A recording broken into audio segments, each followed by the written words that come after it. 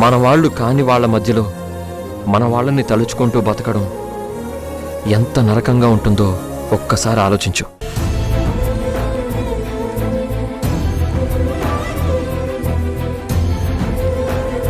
జీవితంలో అన్నీ మనం అనుకున్నట్టే జరిగితే కన్నీళ్ళ అవసరం ఏ మనిషికి ఉండదు.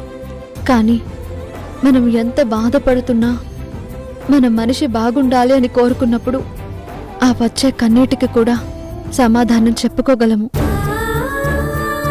బరువెక్కిన గుండెను ఓదార్చుకోగలము. కానీ ఎదురుగా ఉంటూ నా అనుకునే మనిషి నాకు దూరం అయిపోయాడు అన్న నిజాన్ని అనుక్షణం చూస్తూ మాత్రం భరించలేను. అయినా బంధమే దూరం అయిపోయినప్పుడు నేను ఏ దేశంలో ఉంటే ఏంటి? ఇక్కడ గోపి సంతోషంగా బతుకుతున్నాడు అన్న ఊహ నాకు చాలు. కాంతారా, గోపి జీవితంలోకి సృజన వస్తోంది. తను బాగుండాలని కోరుకుంటున్నావు, నేనది కాదంటం లేదు. కానీ నువ్వు తీసుకున్న నిర్ణయం కరెక్టో కాదో ఒక్కసారి నువ్వు నీ మనస్సాక్షిని అడుగు. లేదా నువ్వు ప్రేమించిన గోపిని అడుగు. నాకు అన్నీ గుర్తున్నాయి కాబట్టి గోపి బాగుండాలని నేను కోరుకుంటున్నాను. గోపికి గతం తెలియదు కాబట్టి సృజనాన్ని ప్రేమిస్తున్నాడు. అలాంటప్పుడు ఇప్పుడు నేను గోపితో ఏం మాట్లాడాలి, ఎలా మాట్లాడాలి? తారగా మాట్లాడితే వాళ్ళ ప్రేమ ఫలించాలి అని మాట్లాడాలి. కాంతారగా మాట్లాడితే నా ప్రేమని గుర్తు చేస్తూ మాట్లాడాలి. ఒక్కసారి గోపికి గతం గుర్తొస్తే నాకు దూరం అవుతాడా? నన్ను వదులుకుంటాడా? మతి లేని స్థితిలో సృజనాన్ని ప్రేమించాను అని సృజనాన్ని దూరం చేసుకుంటాడు. అది గోపి భవిష్యత్తుని ప్రశ్నార్థకంగా మారుస్తుంది. సృజనాన్ని మానసికంగా చంపేస్తుంది. అది నాకిష్టం లేదు. ఆ ప్రేమ ఫలించాలి అంటే నా ప్రేమ సమాధి అయిపోవాలి. నేను గోపి కంటికి కనిపించనంత దూరంగా వెళ్ళిపోవాలి. ఊహల్లో కూడా నేను గోపికి గుర్తు రాకూడదు. నాకెందుకు గోపి కూడా నీలాగే ఆలోచిస్తున్నాడేమో అనిపిస్తుంది. ఉన్నట్టుండి తన ప్రవర్తనలో మార్పు వచ్చింది. అందుకే అడుగుతున్నాను, ఒక్కసారి గోపి వైపు నిలబడి ఆలోచించు. ఈ ప్రపంచంలో నాకు నాకంటే ఇష్టమైన వ్యక్తి నా గోపి. అలాంటి గోపి ఎప్పుడూ హ్యాపీగా ఉండాలని మాత్రమే నేను కోరుకుంటాను. తను సంతోషంగా ఉండాలి అంటే నేను తన జీవితంలో ఉండకూడదు. అదంతా దైవ నిర్ణయం. విధిని అతను మార్చే శక్తి నాకు లేదు. అందుకే నేను గోపికి ఎదురు పడకుండా వెళ్ళిపోవాలని నిర్ణయించుకున్నాను. ఇందులో ఎలాంటి మార్పు లేదు.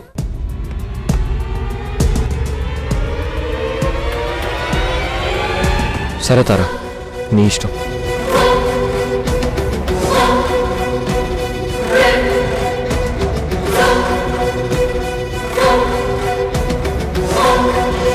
I love you.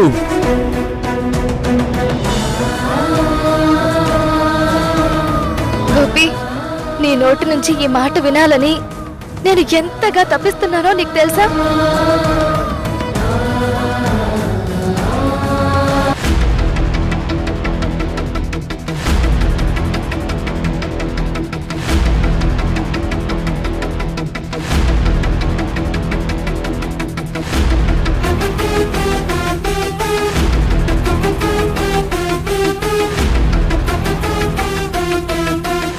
ఇక్కడి నుంచి మనిషి దొర్లుకుంటూ పడితే అక్కడ పడే ఛాన్స్ ఉంది.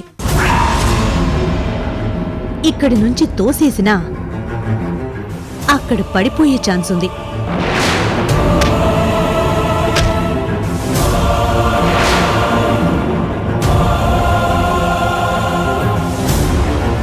అంటే ఖచ్చితంగా ఈ సరౌండ్లోనే ఏదో జరిగి ఉండాలి.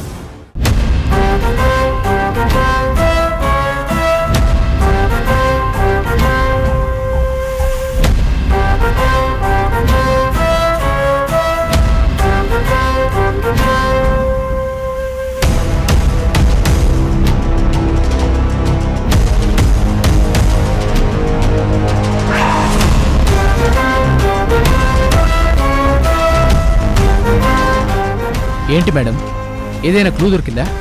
పొద్దున్నుంచి మీరు వెతికారు కదా, మీకేమైనా దొరికిందా? ఇప్పుడే వచ్చిన నాకెలా దొరుకుతుంది? మనం ఇంకొంచెం ముందుకెళ్ళాలి.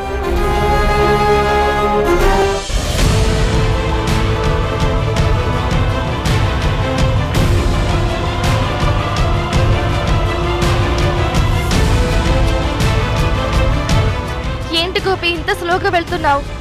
ఫాస్ట్గా పోనీ. ఎందుకు మేడం, అసలే సిటీ ట్రాఫిక్, మనం నిదానంగానే వెళ్ళాలి. అయినా పెద్దలు ఏం చెప్పారో మీకు తెలీదా? నిదానమే ప్రధానం అన్నారు. అబ్బచ్చా, ఆలస్యం అమృతం విషమని కూడా అన్నారు. అది కూడా నాకు తెలుసు, కానీ మనం ఇప్పుడు నిదానంగా వెళ్ళడానికి పిక్నిక్ కి వెళ్ళడం లేదు, తారని ఆపడానికి వెళ్తున్నాం. త్వరగా పోనీ.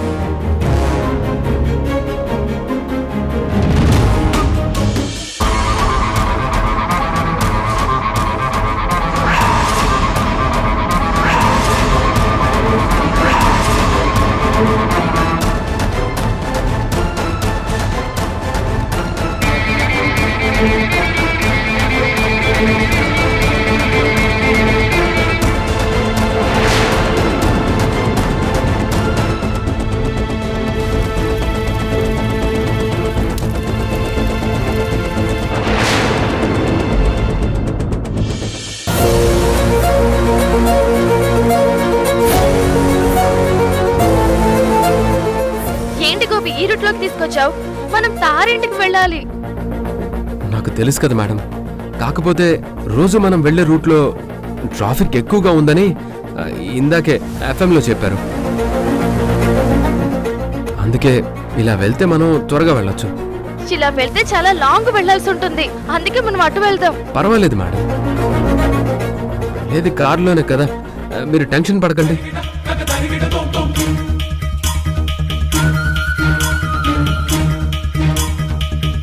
ఎటువంటి పరిస్థితుల్లోనూ మిమ్మల్ని కాంతార దగ్గరికి తీసుకెళ్ళను. తనని ఆపే ప్రయత్నం చేయనివ్వను. తను వెళ్ళాలి, తన కుటుంబంతో తను ఎప్పుడూ సంతోషంగా ఉండాలి.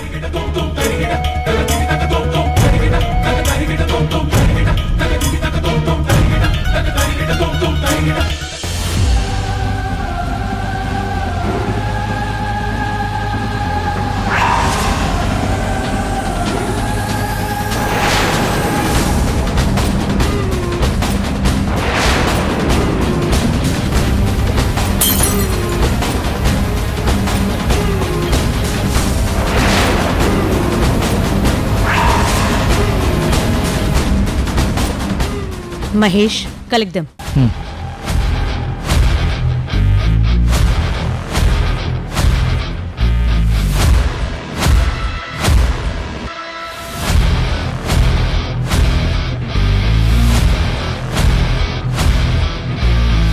మేడం, ఈ కవర్ కారులో పెట్టినా? ఎందుకు? తీసుకెళ్లి మ్యూజియం వాళ్ళకివ్వు, వాళ్ళు మ్యూజియంలో పెట్టుకుంటారు. ఎందుకు మేడం? ఇవి మన ఇన్వెస్టిగేషన్లో దొరికినవి కదా. కదా, మళ్ళీ కార్లో పెట్టమంటారా, ఫోరెన్సిక్ కి పంపించమంటారా? అలాంటి సిల్లీ క్వశ్చన్స్ ఎందుకు వేస్తారు? పోలీస్ అంటే ఒంటి మీద యూనిఫామే కాదు, డ్యూటీలో చూపించే ఇన్వెస్టిగేషన్ ముందు తెలుసుకోవాలి.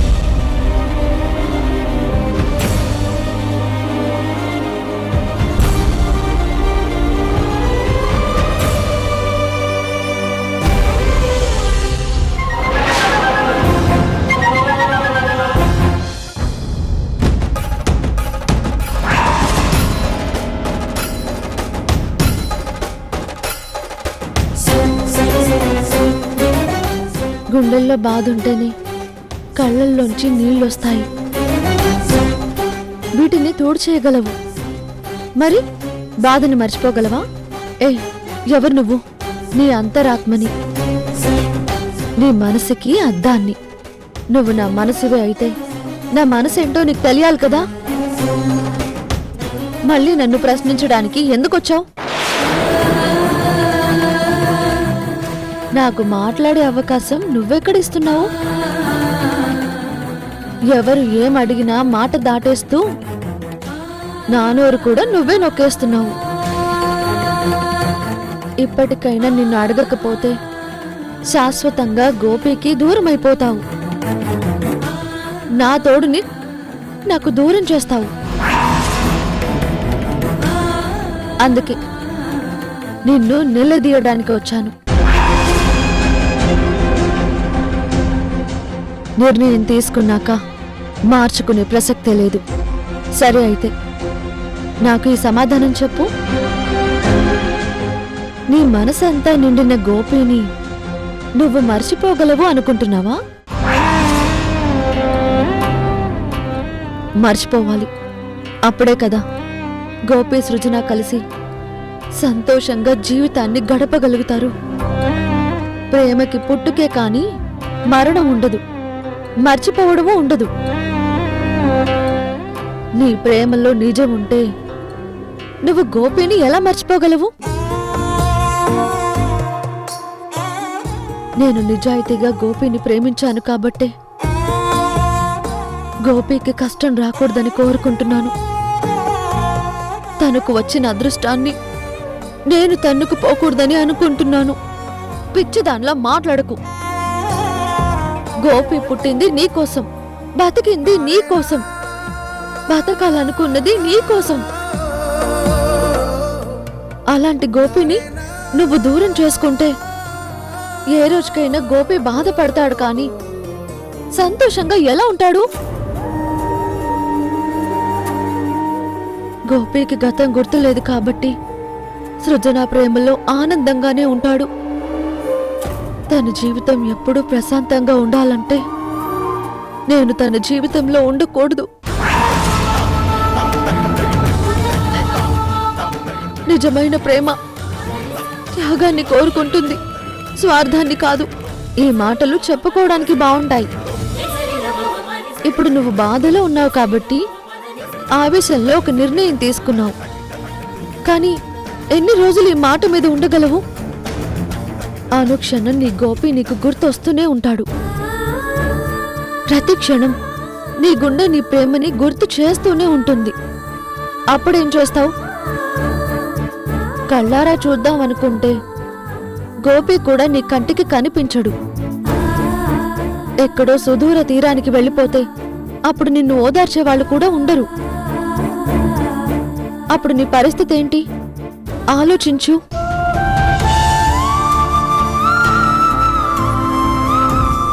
బాగా ఆలోచించాను. నాకంటే ముందు గోపిని చూసిన నీకు నేను సర్ది చెప్పుకోగలను. కానీ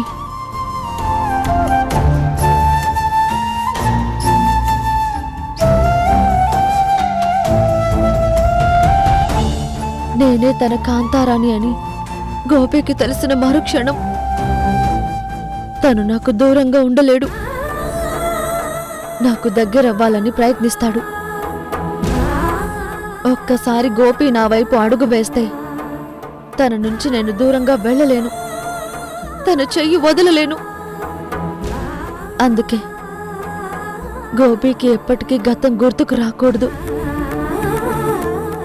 నేను తారగానే తెలియాలి, కానీ కాంతారగా తన ఊహల్లో కూడా రాకూడదు. అప్పుడే నా గోపి బాగుంటాడు. ఇది నా నిర్ణయం. అది కాదు, ఇంకేమీ మాట్లాడకు. నా మనసుని నేను చంపేసుకున్నాను. నా ప్రేమని నేనే సమాధి చేసుకున్నాను. ఇంకా ఎప్పటికీ గోపి నాకొక స్నేహితుడుగానే తప్ప ప్రేమికుడుగా ఉండకూడదు. అందుకే గోపి ఊహను కాని, మాటని కాని, రూపం కాని కనిపించరంత దూరానికి వెళ్ళిపోవాలని నిర్ణయించుకున్నాను. ఇక నీ నిర్ణయంతో నాకు సంబంధం లేదు. ఇది ఫైనల్. కాంతారా, కాదు, నువ్వు మాట్లాడుతున్నది తారతో. కాంతారాగా నేనెప్పుడో చచ్చిపోయాను. ఇప్పుడు కేవలం తారగా మాత్రమే బతుకుతున్నాను. ఇంకా ఎప్పటికీ అలాగే బతుకుతాను. అందులో మార్పు లేదు. నా నిర్ణయం మారదు. నువ్వు వెళ్ళిపో, నువ్వు వెళ్ళిపో, నువ్వు వెళ్ళిపో.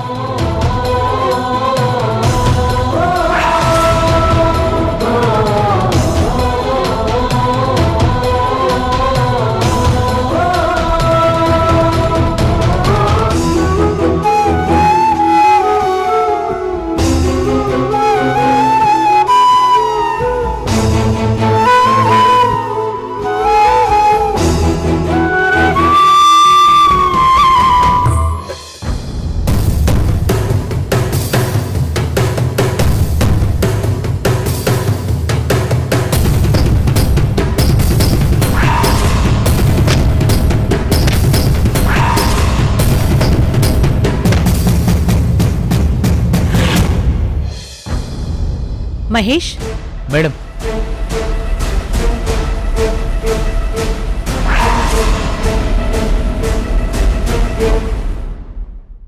మేడం, ఇది తాయెత్తు మేడం. అది నాకు తెలుసు. దీన్ని కవర్లో పెట్టు. ఎందుకు మేడం? తాయెత్తుతో పనే ఉంటుంది. అదే క్లూ కావచ్చేమో. ఈ తాయెత్తు కట్టుకున్నవాడే నా తమ్ముణ్ణి చంపుండొచ్చేమో. ఈ తాయెత్తు ఎవరిదో తెలుసుకుంటే వాడే నేరస్తుడిగా దొరికిపోవచ్చేమో. అది కాదు మేడం, తాయెత్తులనేవి నమ్మకంతో చాలా మంది కట్టుకుంటారు. అంతమందిలో దీన్ని కట్టుకున్నవాణ్ణి ఎలా తెలుసుకుంటారు?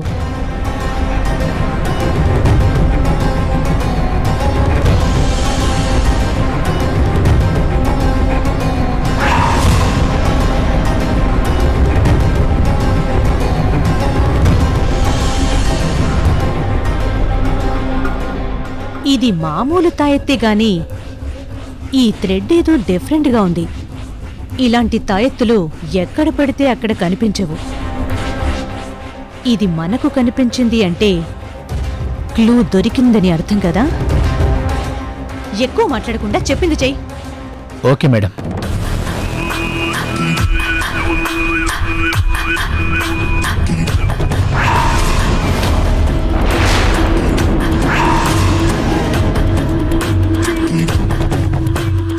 ఇదంతా చూస్తుంటే ఇక్కడ ఏదో గొడవ జరిగిందని అర్థమవుతుంది.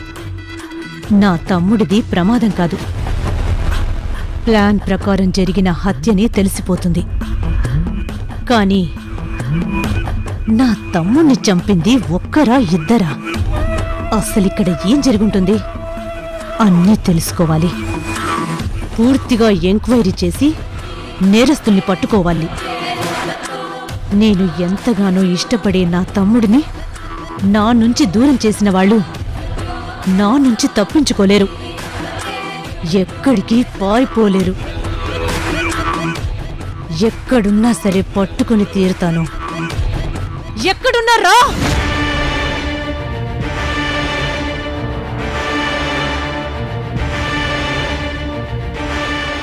గోపి, కారు ఆపు. ఏంటి మేడం, వెళ్తున్నాను కదా. మీరు చెప్పినట్టు వేగంగానే వెళ్తున్నాను. మరి ఎందుకు ఆపమన్నారు? అసలు నువ్వేం ఆలోచిస్తున్నావు గోపి? మనం వెళ్ళవలసింది తార ఇంటికి. అది తప్ప నువ్వన్నీ రూట్లో తిప్పుతున్నావు. ఇలా అయితే మనం ఎప్పటికి వెళ్తాం? వాళ్ళు ఫ్లైట్కి వెళ్ళిపోతారు. నాకు కావాల్సింది కూడా అదే మేడం. అందుకే కావాలని ఇలా తిప్పుతున్నాను. బయటికి చూడండి మేడం. చెప్పాను కదా, ఈరోజు వైజాగ్లో ట్రాఫిక్ చాలా ఎక్కువ ఉందని. ఆల్రెడీ ఎఫ్ఎంలో చెప్పారు. అందుకే ట్రాఫిక్ లేని రూట్లోనే తీసుకెళ్తున్నాను. చూడు గోపి, నేను ఇదే సిటీలో పుట్టి పెరిగాను. ఎప్పుడు ఎలా ట్రాఫిక్ ఉంటుందో నాకు బాగా తెలుసు. నువ్వు దిగు. ఇప్పుడు ఏమైంది మేడం? నేను తీసుకెళ్తానని చెప్తున్నాను కదా. నువ్వు ఇలాగే తీసుకెళ్తే మనం ఎప్పటికి వెళ్తాము? నాకు బాగా అర్థమైంది. నువ్వైతే ముందు కారు దిగు.